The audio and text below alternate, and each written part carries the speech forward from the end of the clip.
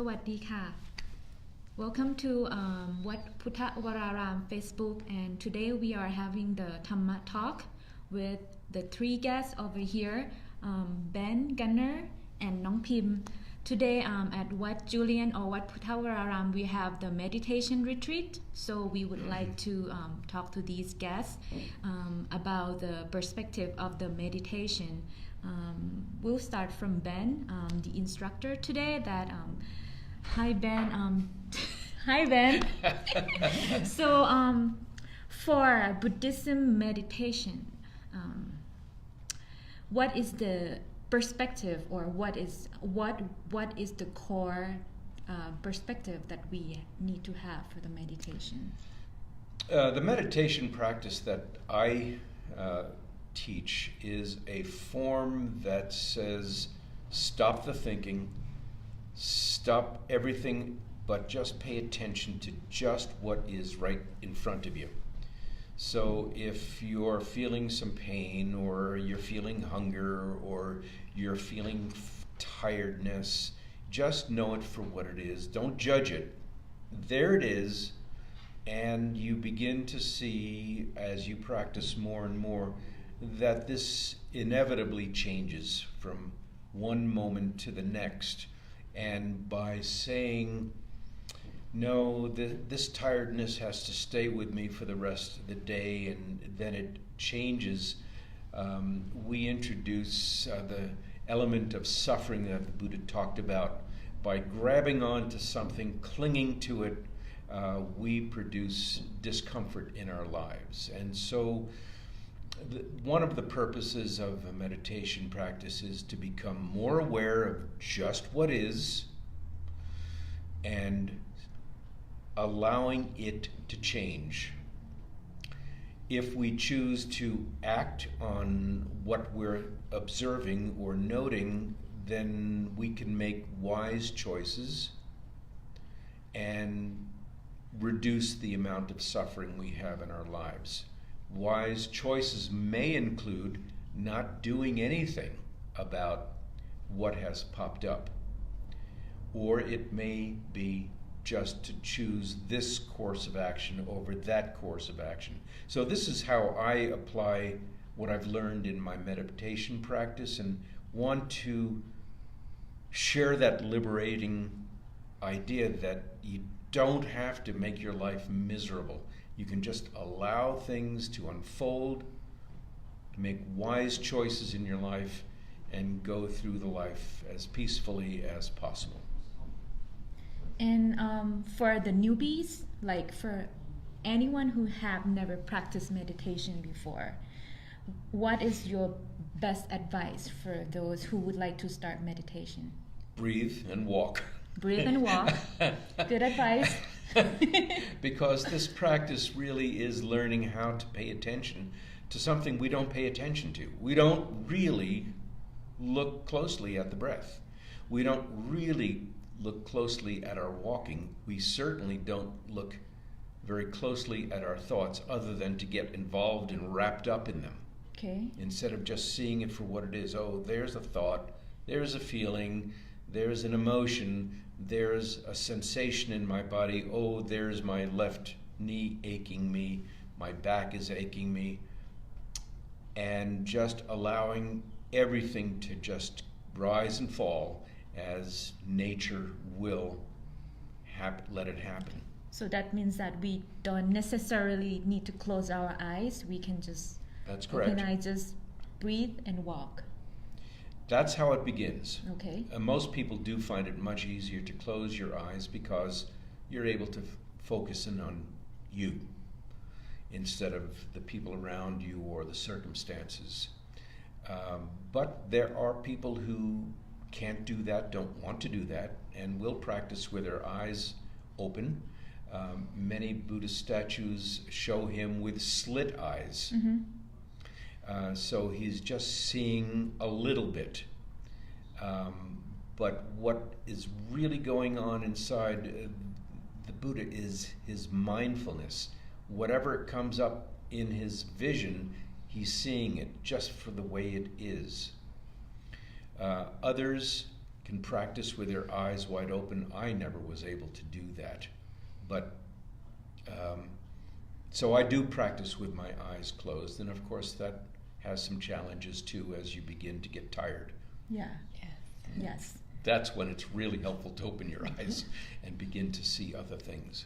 Yeah, maybe it's good to like kind of switch. Yes, yeah. I mean, you're not locked into this, but if you can breathe, and if you can walk, or if you can move a part of your body, even if you can't walk, you can still learn to practice meditation. Absolutely can do this. Good. What about you, Gunnar? How long you been practice meditation? I've only been doing this for about 9 months. 9 months. At this place, and absolutely good.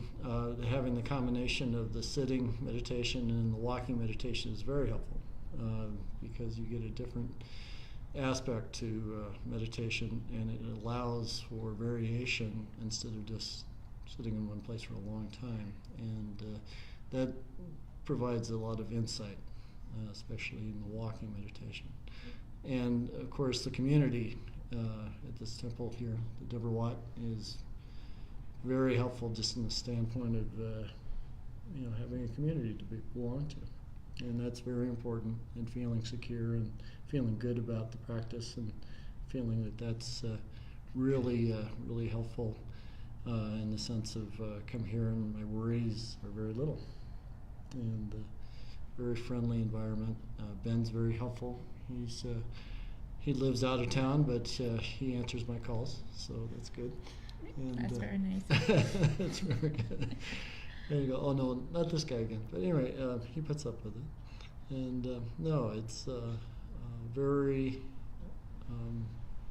gentle, very step-by-step practice that even someone like me can follow, and very important.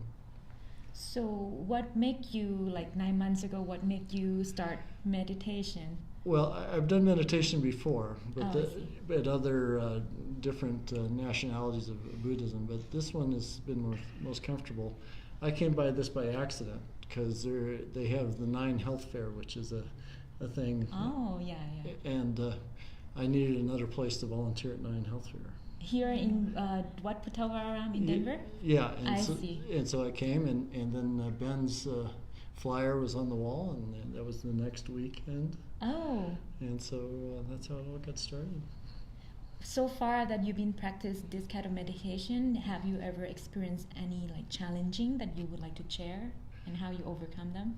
Well, the challenging is very much in just being drawn away from the meditation, but that's the practice, is to bring yourself back. And so it's a challenge, but that's what I'm supposed to be doing. It took me a while to understand that that's what it is. It's like I felt I was failing because I was losing concentration, but no, it's bringing it back to concentration. It's the exercise, and that's been very helpful to understand. Well, I did experience that myself too, once I practiced for a while and then I stopped practicing. So what made you come back? Oh, no, I mean on a continuing basis. The continuing basis. Yeah. It just said, okay, I got to get back to this. But what I didn't understand was that was absolutely normal. And I see. It's like, and you just get better and better at staying focused and in the practice. But bringing yourself back to the practice is how you get stronger in the practice. I see. So you mean that it is very normal to be not continuously practicing? Yeah, my mind wanders. I see. And then I have to bring myself back. I see. And it's a continuing thing that's happening, every 10 seconds or so, right? Yes, totally. Totally. Yeah. Oh, what about you, Pim?